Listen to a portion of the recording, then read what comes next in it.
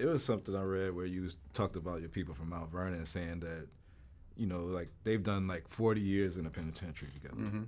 So, and incarceration rates in America has been a problem, especially as opposed to minorities. And Roman delves into the issues around the legal system. Do you think we've made any headway in the I legal? think it's more important to make headway in our own house. By the time the system comes into play, the damage is done. They're not locking up 7-year-olds. Yeah.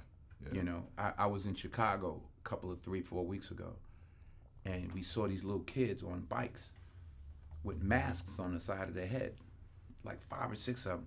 And the driver said, "Yeah, they're little yummies." I said, "Who?" He said, "Little yummies. Look up, Google Little Yummy." Little Yummy was an 11-year-old murderer. Wow. And you look at his picture, you'll see the headshot of him, and he's like this. And he got murdered at 11 by a 14-year-old. Wow. Who's doing life now, and a 16-year-old.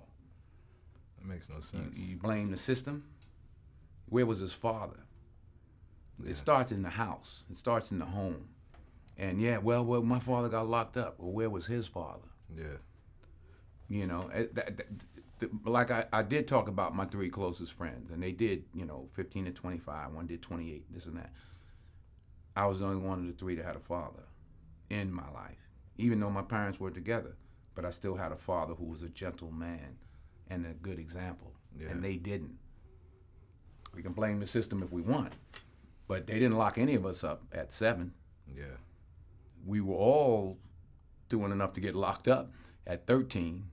My parents sent me in another direction. They didn't have anybody to help them, and they kept doing what they was doing, and the system got them. So I don't. The system is rigged, but why? All the more reason not to help it.